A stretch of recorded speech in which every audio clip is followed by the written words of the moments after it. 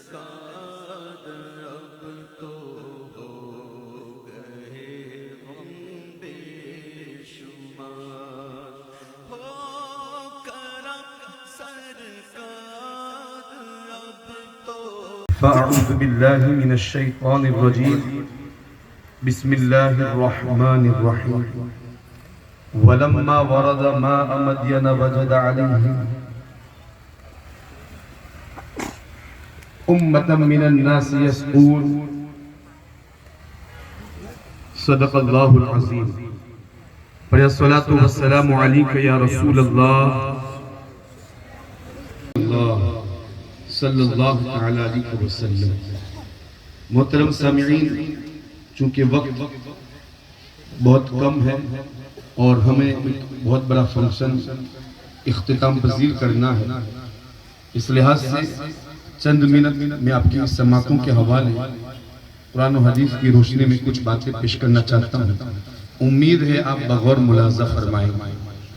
آج ہم اور آپ جنگار کی سرزمین پر مصباحی مشن کے ماتحت ہونے والے اجتماعی نکاح کے چوتھے پروگرام میں شریک ہے اور حاضر ہے۔ اللہ رب العزت اس خدمات کو قبول فرمائے، ہماری حاضری کو قبول فرمائے، ہمارے لیے اور ہمارے جملہ اہل ایمان مرحومین کے لیے ذریعہ نجات بنائے۔ میں نے قرآن مقدس کے 20ویں پارے کی ایک سورت کریمہ سورہ قصص کی 24ویں آیت آپ کی سماعتوں کے حوالے کی۔ اس آیت کریمہ میں حضرت موسیٰ علیہ نبینا علیہ السلام کا ذکر خیر ہے، جس وقت کہ وہ مدین کی گھاٹ پر پہنچے تھے۔ اس آیت کا آج کے اس پروگرام سے کیا تعلق ہے، اس حوالے سے ملاحظہ فرمائیں، کیونکہ ہمارا یہ جو پروگرام ہے اس کا تعلق رفاع عامہ سے ہے، سماجی خدمات سے ہے۔ دین کی خدمت اور سماجی خدمت یہ یقیناً ہمارے لیے بہت ضروری ہے۔ ہم سب یہاں پر اور بالخصوص جنگار کے وہ نوجوان اور وہ کارکنان جو اس میں حصہ لے رہے ہیں، وہ بڑے مبارکباد کے لائق ہے کہ آپ نے بہت بڑا کام کیا ہے اور کر رہے ہیں۔ اللہ رب العزت اسے قبول فرمائے اور آپ کو زیادہ سے زیادہ ایسے کام کرنے کی توفیق عطا فرمائے۔ اس آیت کریمہ کا حضرت موسیٰ جب مدین کے گھاٹ پر پہنچے تو آپ نے دیکھا، چونکہ پوری آیت کریمہ میں نے تلاوت نہیں کی کم وقت کے لحاظ سے، اس آیت کریمہ میں بتایا جا رہا ہے کہ حضرت موسیٰ مدین کے گھاٹ پر پہنچے، جہاں پر چرواہے اپنے جانوروں کو لے کر پہنچے تھے اور پانی پلا رہے تھے۔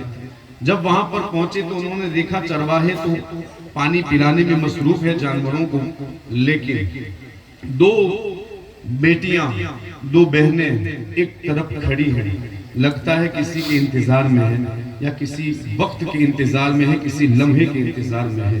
جب سب پانی پلا رہے تھے تو حضرت موسیٰ سے رہا نہ گیا تو وہ قریب ہوئے اور قریب ہونے کے بعد ان سے پوچھا کہ تم پانی کیوں نہیں پلاتی ہو، تمہیں بھی تو پانی پلانا چاہیے۔ اس وقت قرآن میں ہے، آپ قرآن پڑھ لیجئے، سورہ قصص کی آیت کریمہ ہے۔ اس وقت انہوں نے کہا کہ لا نسقی حتی یصدر الرعاء، ہم پانی نہیں پلا سکتی جب تک کہ یہ لوگ پانی پلا کر واپس نہ ہو جائیں، چونکہ ہم ایک خواتین ہیں، ہم کمزور ہیں، ہمارے والد محترم یہ خود اپنی عمر دراز ہو چکے ہیں، ابونا شیخ کبیر، اب چونکہ یہ معاملہ ہے تو ہم خود پانی نہیں پلا سکتے، ہاں ان کے جانے کے بعد حوض میں جو بچا ہوتا ہے ہم وہ پلا دیتے ہیں۔ ایسے وقت میں حضرت موسیٰ نے ایک ضرورت محسوس کی کہ مجھے ان قوم کی بیٹیوں کی خدمت کرنی چاہیے، تو انہوں نے اس وقت ایک دوسرے کنویں سے ایک بھاری بھرکم اور وزندار پتھر، اور اتنا بڑا پتھر کہ جس کو کئی آدمی مل کر اگر ہٹائیں تو ہٹ سکتا تھا، حضرت موسیٰ نے تنہا اس کو ہٹایا اور ہٹانے کے بعد ان کے جانوروں کو پانی پلایا اور ان سے کہا کہ اب آپ واپس ہو جاؤ۔ اس آیت کریمہ میں ہمیں یہ معلوم ہوتا ہے کہ ہماری قوم کی بیٹیوں کی خدمت کرنا اور ہماری قوم کی بیٹیوں کے حوالے سے سماجی خدمت انجام دینا، یہ اللہ رب العزت کو بھی بہت پسند ہے۔ اس لیے کہ حضرت موسیٰ نے جب یہ کام کیا، میرے رب کو اتنا پسند آیا کہ اللہ رب العزت نے اسے قرآن کی آیتوں میں نازل فرمایا، اور قرآن کی آیتوں میں نازل فرما کر ہمارے لیے آیتوں کے طور پر ہمیں عطا فرمایا، جس کی ہم تلاوت کر رہے ہیں۔ اس آیت کریمہ سے ہمیں ذہن ملتا ہے، بلکہ آپ دیکھیں نبیان اعظام اور رسولان اعظام جب فرش گیتی پر آئے تو ان کا سب سے بڑا مقصد تبلیغ دین تھا، لیکن انہوں نے تبلیغ دین ہی پر اکتفا نہ کیا، بلکہ انہوں نے ہمیشہ سماجی خدمت انجام دی۔ حضرت نوح کو دیکھ لیں، قوم کو بچانے کے لیے انہوں نے کشتی تیار کی۔ حضرت لوط کو دیکھ لیں، قوم کو بچانے کے لیے انہوں نے کس قدر کام انجام دیا۔ اسی طریقے سے حضرت موسیٰ کو دیکھ لیں جو میں نے آپ کے سامنے پیش کیا ہے۔ بلکہ آپ آ جائیں مصطفیٰ کریم کی بارگاہ میں، میرے مصطفیٰ کریم کی تو پوری زندگی سماجی خدمت کے حوالے سے گزری ہے۔ حضور علیہ السلام کا معاملہ تو یہ ہے کہ ان کے حوالے سے بڑے بڑوں نے خطبہ پڑھا، بلکہ آپ کی اہلیہ محترمہ نے ایک مرتبہ جو خطبہ دیا وہ خطبہ بھی سننے کے لائق ہے کہ آپ کون ہیں۔ جب آپ نے کہا کہ زملونی زملونی، مجھ کو چادر اڑاؤں، اس لیے کہ ایک فرشتہ آیا جس نے مجھ کو دبوچا تھا اور میں اس طریقے سے ایک واقعے سے ایک معاملات سے گھرا ہوا ہوں، اس وقت انہوں نے کہا تھا حضور گھبرائے نہیں، لا یخزیک اللہ ابدا، اللہ رب العزت آپ کو رسوا نہ کرے گا، اللہ رب العزت آپ کو کبھی ضائع نہیں کرے گا۔ کیوں نہیں کرے گا؟ اس لیے کہ آپ کون ہیں؟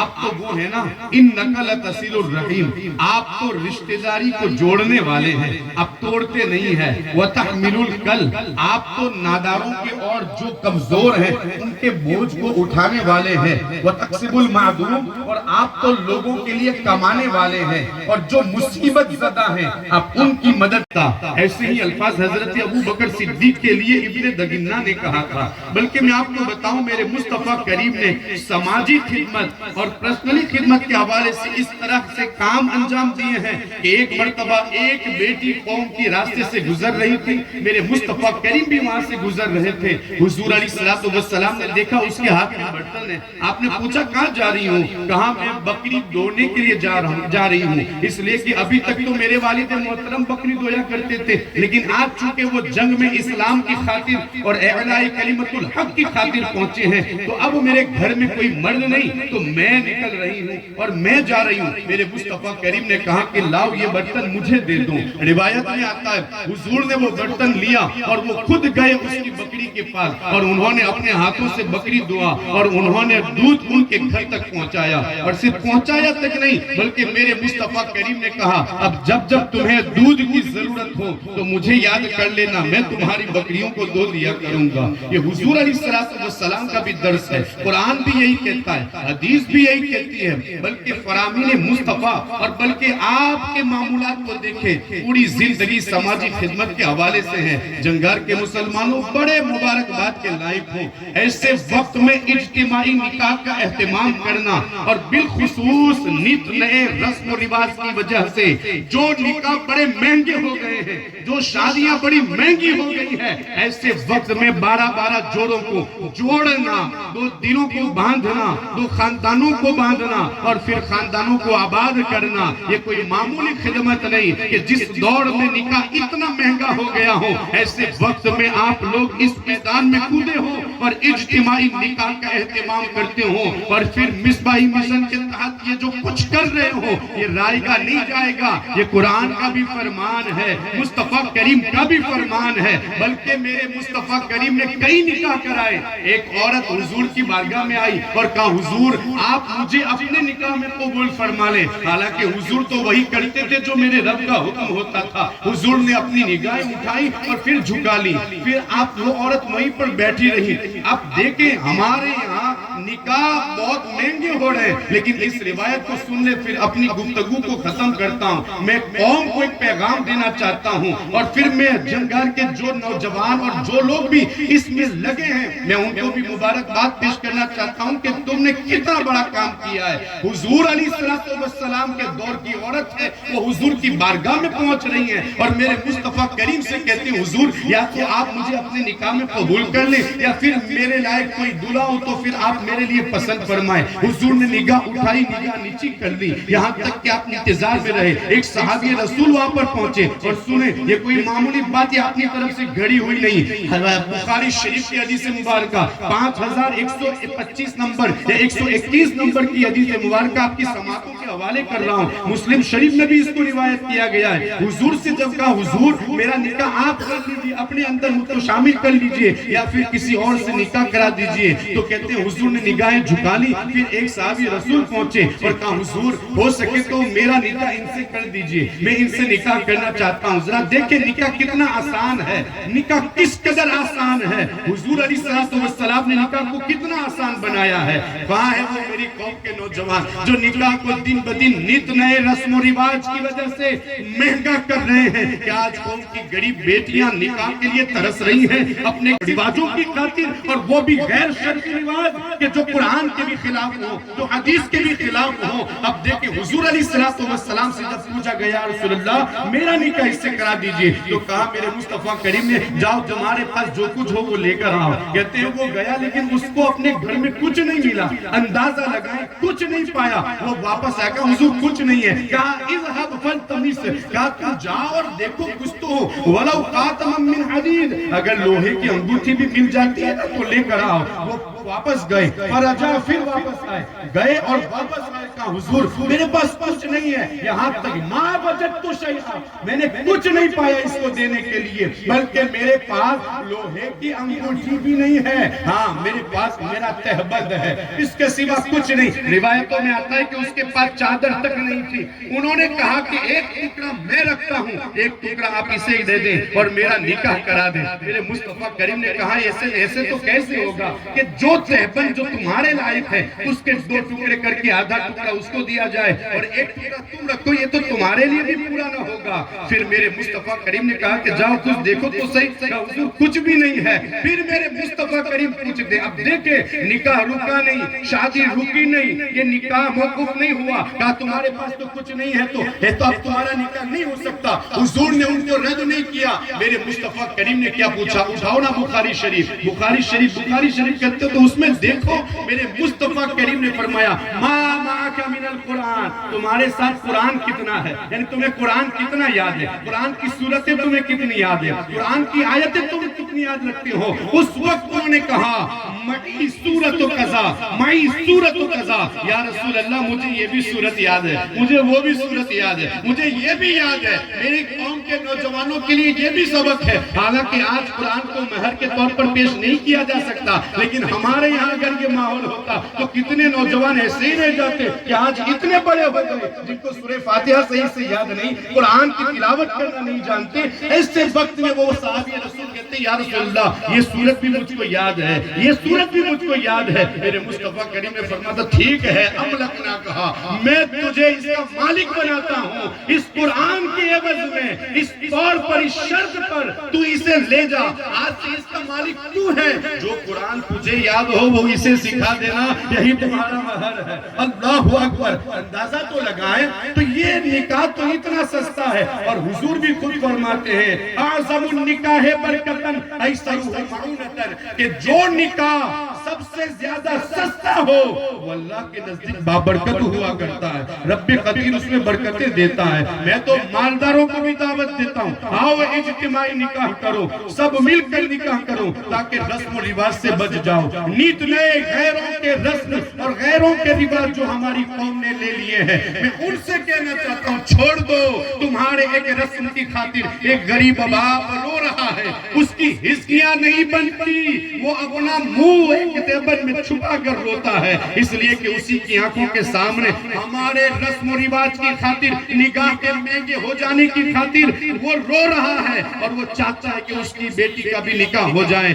ایسی بڑی خدمت بالخصوص اس مہنگے دوڑ میں, اور جس دوڑ میں نکاح بڑا مہنگا ہو, ایسے وقت میں انہوں نے یہ کام انجام دیا. بلکہ جہاں جہاں جو بھی سنی تنظیمیں یہ کام انجام دیتی ہیں تو یہ یاد رکھے یہ کسی اور کی سنت نہیں, یہ رسول اللہ کی سنت ہے. یہ حضور علیہ السلام نے خود نکاح کرائے اور نکاح کو روکا نہیں ہے. اور آج آپ کی محنتوں کی وجہ سے بڑا خاندان آباد ہوں گے, ان سے نسل سے علماء پیدا فرمائے گا, مفتی صوفیان کرام پیدا فرمائے گا. اور سنو, تم نے ان کو جوڑنے کا کام کیا ہے, رب قدیر تمہارے دلوں کو جوڑے گا. اور سنو, یہ بھی یاد رکھو, ان کی نسل سے جو بھی نیک اولاد پیدا ہوگی, جب تک نیک کام کرتی رہے گی, اللہ رب العزت اس کا ثواب جنگار والوں وہ تمہیں بھی عطا فرمائے گا. یہ تھوڑی سی گفتگو اس سبق کے ساتھ بند کرتا ہوں.